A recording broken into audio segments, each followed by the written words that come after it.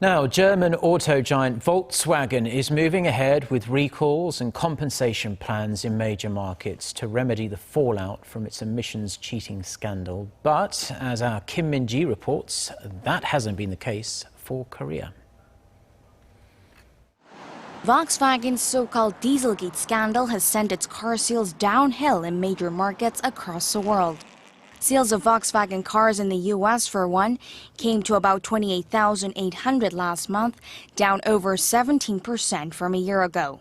In fact, sales have been on a steady decline since the German carmaker admitted to having used a cheat device that manipulates emissions data. Its accumulated sales in the U.S. were at roughly 125,200 during the January to May period, down 13% from the year before. But it's a different story in Korea. Recent data shows the number of registered Volkswagen cars came to over 2,300 last month, down about 8% from the year before.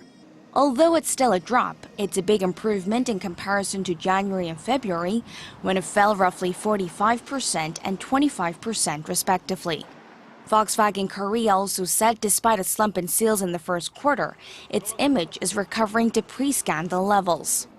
Maybe so, but the automaker's recall and compensation plans in Korea have still lagged behind what's being done in other markets.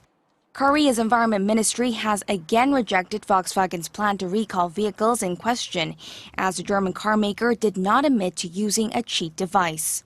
Previously, the plans were rejected for lack of information.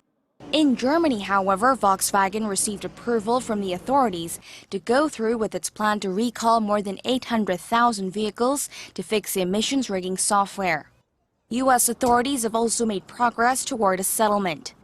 Diesel car owners will likely be given the option of having Volkswagen buy back the cars or receive compensation and repairs, although it is unclear how much money that would involve. Kim Min-ji, Arirang News.